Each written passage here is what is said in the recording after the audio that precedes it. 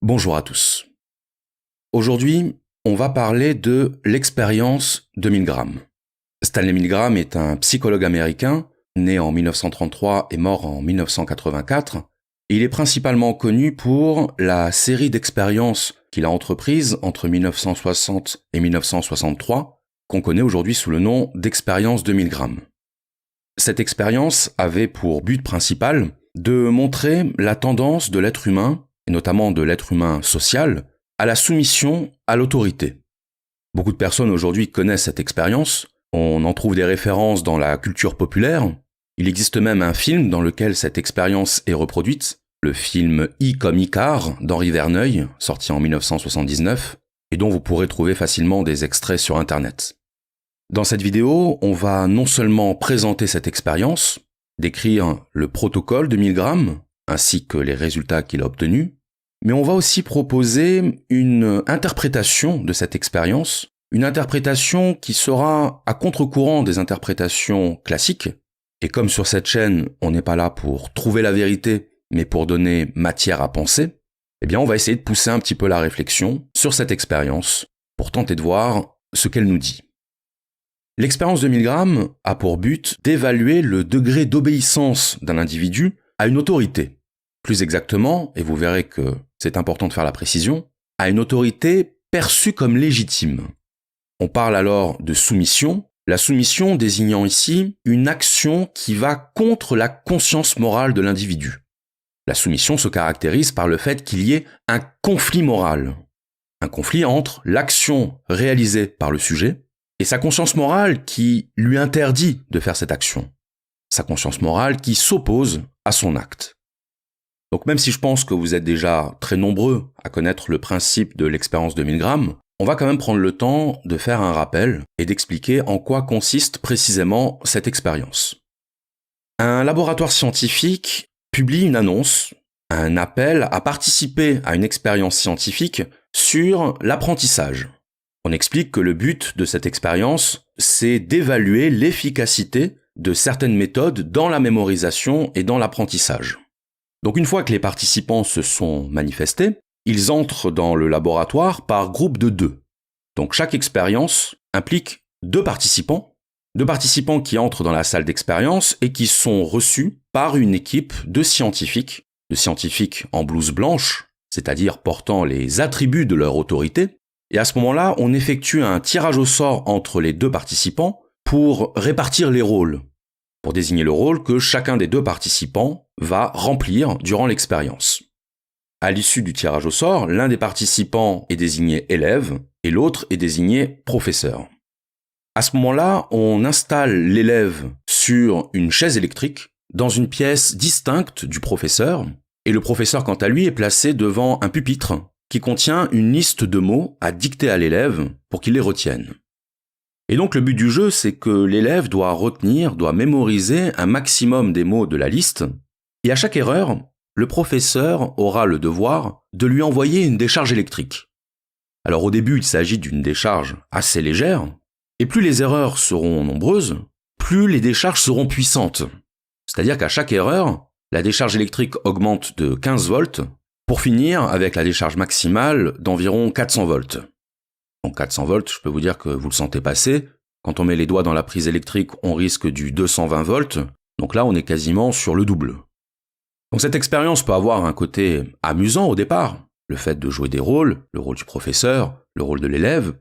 Mais sauf que, au bout d'un certain nombre d'erreurs, et donc au bout d'un certain nombre de décharges électriques envoyées à l'élève, le professeur se rend bien compte que l'élève commence à souffrir. Il se rend bien compte que le mal qu'il lui inflige est réel, d'autant que l'élève exprime sa douleur, d'abord par des gémissements, puis par des cris, et à la fin par des supplications. Il supplie les scientifiques de mettre un terme à l'expérience, mais le problème c'est que le scientifique qui se tient aux côtés du professeur lui demande de continuer. Il lui interdit même d'arrêter l'expérience. Et c'est à ce moment-là que le sujet professeur commence à entrer dans un conflit moral. Il rentre dans un conflit moral parce qu'il voit bien que ce qu'il est en train de faire n'est pas normal. Il a conscience que le rôle d'une expérience scientifique ne devrait pas être de faire souffrir. Un laboratoire scientifique n'est pas censé être un lieu de torture, et c'est justement pour cette raison, c'est justement parce qu'un laboratoire scientifique n'est pas un lieu de torture, que le sujet est incité à continuer. À chaque fois que le professeur hésite à envoyer la décharge suivante, le scientifique le regarde dans les yeux et lui dit « Poursuivez ». Plus exactement, le scientifique répond à la première hésitation du professeur en lui disant « Veuillez continuer s'il vous plaît ». Lorsque le sujet exprime une deuxième fois son désir d'arrêter l'expérience, le scientifique lui dit alors « L'expérience exige que vous continuiez ». Donc on voit bien que sur le plan de la formulation de la phrase, il y a un palier qui est franchi en termes d'expression de l'autorité, en termes d'expression de la contrainte. Au bout de la troisième fois, le scientifique répond « Il est absolument indispensable que vous continuiez ». Donc là encore, un nouveau cap est franchi dans la rhétorique de l'obéissance pour arriver à la quatrième phrase du scientifique « Vous n'avez pas le choix, vous devez continuer ». Alors il se trouve, je fais une petite parenthèse mais ça aura son importance pour la suite, que dans cette expérience, il y a différents paramètres variables. Et parmi ces paramètres variables, notamment la distance entre l'enseignant et l'élève. Il se trouve que la proximité physique favorise l'empathie, alors qu'au contraire, la distance favorise le détachement. Si vous préférez, il est plus facile d'infliger des souffrances à un inconnu lorsqu'on est physiquement à distance. Un autre paramètre variable dans l'expérience, c'est le degré de cohérence entre les scientifiques, c'est-à-dire entre les représentants de l'autorité. Par exemple, si au sein de l'équipe des scientifiques qui chapeautent l'expérience, l'un d'eux manifeste son souhait d'arrêter l'expérience, et que s'engage alors un conflit au sein de l'autorité, eh bien systématiquement on constate que le professeur arrête l'expérience. À partir du moment où apparaît une faille dans la cohérence entre les représentants de l'autorité, cette autorité s'effondre. Et donc à la fin de l'expérience, on révèle le poteau rose. On révèle au professeur que le but véritable de l'expérience n'était pas de tester des méthodes d'apprentissage, mais que le véritable but de l'expérience, c'était d'évaluer son degré d'obéissance à l'autorité. C'était lui le sujet de l'évaluation scientifique. Alors ce qui est amusant, c'est que dans les rapports qui ont été faits de cette expérience, on indique que le moment de la révélation de la vérité, le moment où on informe le professeur que c'était lui le cobaye de l'expérience, eh bien cette révélation est censée le rassurer. Pourquoi le rassurer ? Eh bien parce que ça signifie qu'en réalité l'élève était un comédien. Il ne lui a donc infligé aucune souffrance. C'est ça qui est censé le rassurer. Finalement, je n'ai rien fait de mal, se dira-t-il. Mais je sais pas ce que vous en pensez, mais personnellement, je suis pas sûr que cette révélation soit de nature à le rassurer. Parce qu'en même temps qu'on lui révèle qu'il n'a infligé aucune torture à ce pauvre élève, on lui fait en même temps savoir qu'il a accepté le principe d'envoyer des décharges électriques à un innocent parce qu'il avait donné des mauvaises réponses. Autrement dit, on le rassure en lui disant qu'il ne lui a causé aucune douleur, mais on le traumatise en lui mettant sous le nez sa culpabilité. On le met face à la réalité de ses actes. Si bien qu'on pourrait se demander d'ailleurs, qui de tout ce petit monde est le plus sadique ? Est-ce que c'est le professeur qui envoie des décharges électriques ? Ou est-ce que c'est le scientifique qui cache au professeur la nature réelle de ce qu'ils sont en train de faire ? Dans les faits, on observe que le taux d'obéissance moyen à cette expérience est d'environ 65%. Alors c'est un chiffre qu'il faut considérablement relativiser parce que ça dépend des variables. Ça dépend des paramètres qui ont été choisis pour chaque expérience, parce que le tableau récapitulatif de l'expérience nous apprend qu'en cas de contact physique entre le professeur et l'élève, le taux d'obéissance tombe à 30%. Et plus encore, quand il y a des ordres contradictoires au sein de l'équipe scientifique, le taux d'obéissance chute carrément à 0%. Donc on voit bien à quel point la cohérence au sein des représentants de l'autorité est absolument primordiale dans l'obéissance du sujet.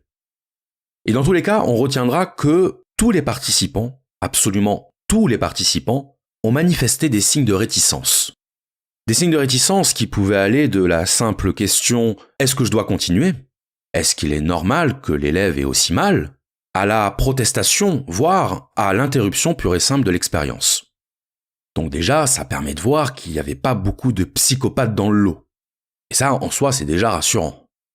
Et pourquoi je dis ça? Eh bien, justement parce que j'aimerais maintenant aborder le sujet des commentaires qui ont été faits à propos de cette expérience, et notamment le commentaire de Milgram lui-même.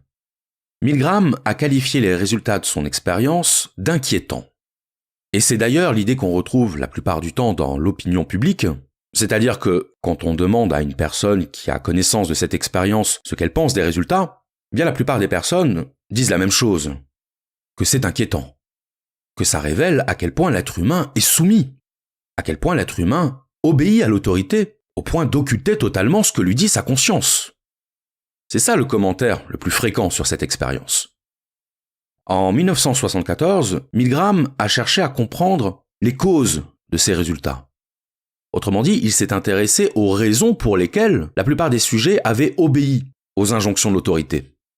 Il a donc publié un livre dans lequel il essaie de comprendre le phénomène de la soumission à l'autorité.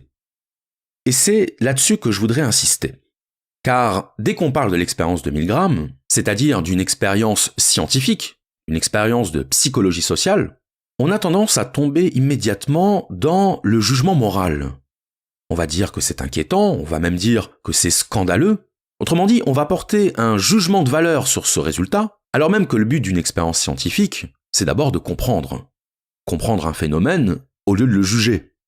Parce que lorsqu'on juge moralement le résultat d'une expérience scientifique, bien on oublie une chose, c'est que les sujets qui envoient des décharges électriques, c'est nous tous.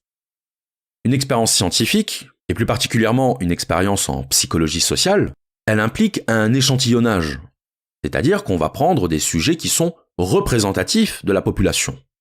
Et donc lorsque l'on s'extrait des résultats de cette expérience en disant par exemple que nous ne l'aurions pas fait, ben c'est tout simplement faux. En tout cas, statistiquement faux. La réalité, c'est qu'on ne peut pas savoir comment on aurait réagi. On ne peut pas s'auto-exclure du groupe des bourreaux sans avoir été soumis à l'expérience. Parce que c'est trop facile. C'est trop facile de dire ce qu'on aurait fait ou ce qu'on n'aurait pas fait, alors même qu'on n'a pas été dans la situation de le faire ou de ne pas le faire. Quand on parle au conditionnel, c'est qu'on n'est pas en mesure de parler à l'indicatif. Et cette attitude qui consiste à dénoncer, à juger, à s'offusquer de ce que la plupart des personnes obéissent à l'autorité, eh bien c'est déjà en soi un comportement problématique. Un comportement de spectateur. Le spectateur qui distribue les bons et les mauvais points, sans essayer de comprendre la nature du phénomène qui est mis en évidence dans cette expérience. Comprendre ce que les résultats de cette expérience nous disent. Parce que finalement, quand on dit que nous, à la place du professeur, on aurait réagi autrement, qu'on aurait mis un terme à l'expérience, qu'on aurait fait prévaloir notre conscience morale, bien quand on fait ça, on fait exactement la même chose que le cobaye qui obéit. De la même façon que le cobaye élude sa responsabilité en la reportant sur l'autorité scientifique, on élude notre propre responsabilité en la reportant sur une affirmation qu'on est incapable de prouver. Cette expérience ne doit pas nous conduire à juger l'être humain, mais à le comprendre. À comprendre ce qui a fait que 65% des sujets ont obéi. Et donc c'est ce qu'a essayé de faire Milgram, il a étudié ce phénomène, et il en est arrivé à la conclusion que l'obéissance était une tendance sociale générale liée à l'intégration dans un système hiérarchique. L'idée, c'est de dire qu'il existe, dans la plupart des groupes, une hiérarchie perçue comme légitime, parce que nécessaire au fonctionnement du groupe, avec à sa tête une ou des autorités. Parce qu'attention, c'est très important de préciser qu'il y a une distinction à faire entre une autorité perçue comme légitime et une autorité perçue comme illégitime. On aura beaucoup plus de facilité à obéir à une autorité perçue comme légitime qu'à obéir à une autorité qu'on ne reconnaît pas. Et je mets de côté le cas de la contrainte physique. Mais pour faire une analogie très simple, supposons que votre meilleur ami, dans lequel vous avez confiance, vous demande de lui rendre un service, et que ce service implique que vous fassiez quelque chose qui vous mette en danger. Peut-être que vous allez refuser. Peut-être que vous allez lui répondre « Non, désolé, mais je ne te rendrai pas ce service. » Mais une chose est sûre, c'est que vous allez y réfléchir. Autrement dit, même si vous refusez, vous accordez à votre meilleur ami suffisamment de crédit pour prendre le temps d'analyser sa demande, pour prendre le temps de la considérer. On ne peut pas faire comme si ça n'avait pas d'influence.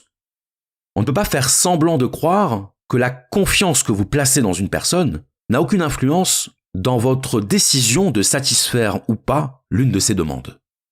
Ça joue. Bien sûr que ça joue. Et bien sûr que vous aurez beaucoup plus de facilité à satisfaire la demande de votre meilleur ami qu'à satisfaire la demande d'un inconnu croisé dans la rue. Ce que je veux dire par là, c'est que notre degré d'obéissance à une demande quelconque est influencé par le crédit que l'on place dans celui dont émane la demande. Un scientifique en blouse blanche, qui vous accueille dans un laboratoire, qui fait partie d'une équipe, autrement dit qui s'intègre parfaitement dans le système hiérarchique social, il est normal de le considérer a priori comme digne de confiance. Ça ne veut pas dire qu'il est normal de faire absolument tout ce qu'il nous demandera. Bien sûr que non. Mais ça veut dire qu'il est normal que cela crée un conflit. Un conflit intérieur. Un conflit intérieur entre votre conscience morale et votre certitude d'être face à une autorité légitime. À une autorité dans laquelle vous pouvez placer du crédit. Je rappelle que crédit, credo en latin, ça veut dire croire. Donner du crédit, ça veut dire donner des raisons de croire. Donner des raisons de faire confiance. Un scientifique qui vous demande de poursuivre l'expérience et qui ajoute qu'il prend toute la responsabilité des conséquences, ça vous incite à ne pas le considérer comme un simple malade mental qui vous demande de torturer un innocent. Donc il est normal qu'il y ait conflit moral. Conflit entre le sentiment de faire quelque chose de mal, de faire souffrir un innocent, et la conviction profonde qu'une autorité scientifique ne peut pas nous demander de faire quelque chose de cruel. Parce que si on ne peut pas faire confiance à un scientifique, autrement dit si on ne peut pas se fier à un représentant légitime de l'autorité, bien à ce moment-là, c'est notre confiance dans les structures mêmes de la société qui s'évapore. À ce moment-là, on ne peut plus avoir confiance en personne. Vous comprenez ? Le sujet qui envoie les décharges, il est bien conscient que ce qu'il fait n'est pas normal. Il est bien conscient que ça ne se fait pas. Et pourtant, il est en train de le faire. Il faut bien qu'il y ait une raison. Il faut bien qu'il y ait une explication. Et même si le sujet ne voit pas l'explication, même s'il persiste à trouver ça anormal, il a en lui une confiance dans les structures de la société telle qu'il ne peut pas croire qu'on lui demande de commettre un acte répréhensible. Un acte condamnable sur le plan moral. Alors vous allez me dire, c'est une conception bien naïve. Comment croire que des représentants de l'autorité ne puissent pas nous demander de faire quelque chose d'illégitime ? Bien sûr que c'est naïf. Bien sûr que ça participe d'une vision angéliste de la société. On est bien d'accord. Il faut bien resituer que, pour la plupart des gens, nous vivons dans une société qui fonctionne selon des règles et des principes, une société bâtie sur des structures, parmi lesquelles la confiance. Sans confiance, pas de vie sociale possible. Et je ne parle pas de la confiance qui consiste à laisser sa porte ouverte quand on part travailler, ou à laisser ses clés de voiture sur le contact. On parle de la confiance qui fait que, quand vous allez chercher votre baguette chez le boulanger, vous ne présupposez pas que votre baguette est empoisonnée. On parle de la confiance qui fait que vous ne soupçonnez pas votre facteur de lire votre courrier. C'est de cette confiance-là qu'on parle. La confiance comme condition de possibilité de la coexistence sociale. Et le fait de ne pas prendre en compte cette dimension de la confiance nécessaire à la coexistence sociale, le fait de penser qu'il serait anormal d'obéir à une demande émanant d'une autorité perçue comme légitime, c'est ça qui est naïf. Parce que c'est nier l'idée que l'individu n'a pas une autonomie absolue, une autonomie morale absolue. J'imagine que certains d'entre vous doivent connaître les caméras cachées de François Damiens. Et que fait François Damiens dans ces caméras cachées ? Et la plupart du temps, il joue le rôle d'un agent social auquel on accorde spontanément notre confiance. Il va jouer le rôle d'un guichetier à la poste, il va jouer le rôle d'un vendeur de chaussures ou d'un réceptionniste. C'est-à-dire qu'il va jouer le rôle d'un individu qui s'insère dans une structure sociale. Et donc quand il s'amuse à faire répéter 25 fois la même chose à un usager, eh bien l'usager, de bonne foi, il va lui répéter 25 fois la même chose. Et l'usager va bien entendu se rendre compte qu'il y a un problème, se rendre compte que la situation n'est pas tout à fait normale. Et pourtant, il va malgré tout accepter. Il va malgré tout jouer le jeu de la confiance sociale. Et l'être humain est très fort quand il s'agit de croire dans des raisons qu'il ignore. L'être humain est très fort quand il s'agit d'accepter de ne pas comprendre dans une situation qui sort totalement des règles conventionnelles. Des règles qu'on s'attend à voir appliquées dans la société. L'individu se dira, si on sort des conventions, c'est qu'il y a une raison. Je ne peux pas croire dans l'idée que les structures sociales ne tiennent plus. Donc j'accepte. J'obéis, parce qu'il doit bien y avoir une raison. Cette attitude qui consiste à se rendre compte que quelque chose n'est pas normal, mais à l'accepter au nom de la confiance dans les structures sociales, c'est ce que j'appellerais un conflit des paradigmes. Le conflit entre notre représentation des structures sociales et la réalité de la situation à laquelle on fait face. Et ce conflit peut conduire le sujet à prendre le parti de la confiance dans les structures de la société. Et d'ailleurs, rappelez-vous, on disait que le taux d'obéissance des sujets de l'expérience de Milgram tombait à 0% quand le sujet percevait une décohérence de l'autorité. C'est-à-dire lorsque deux représentants de l'autorité émettent un désaccord. Et ça confirme tout ce qu'on vient de dire.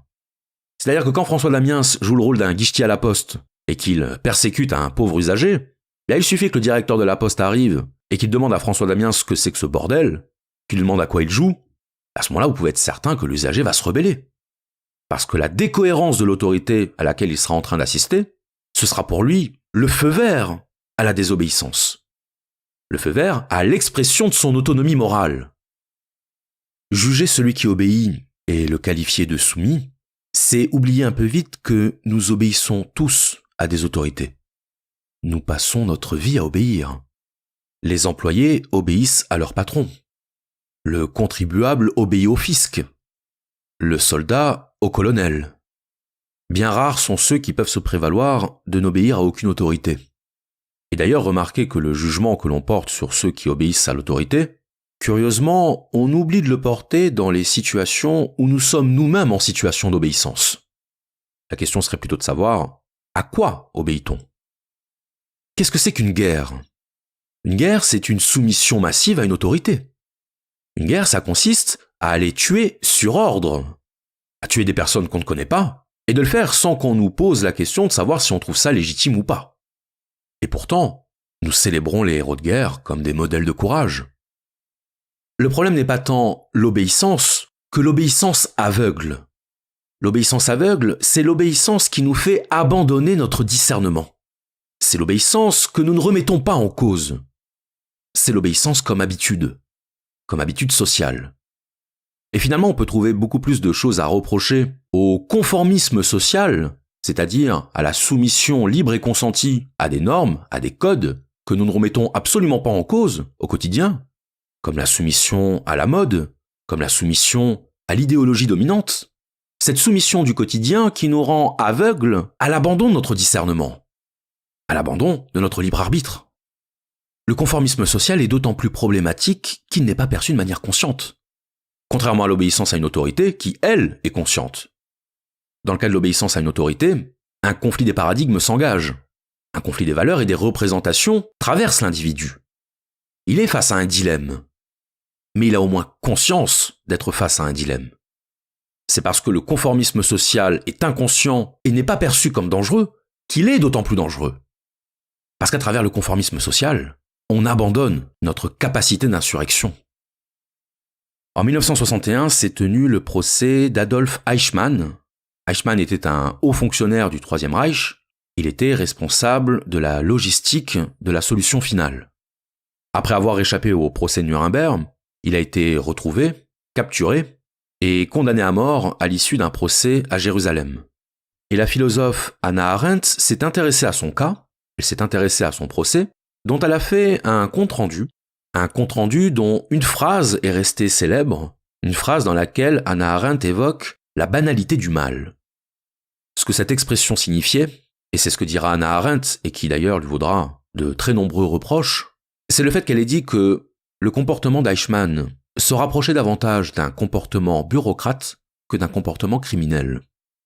Autrement dit, Eichmann n'ayant pas été au contact des conséquences de ses décisions, il n'a à aucun moment eu le sentiment d'agir en criminel de guerre.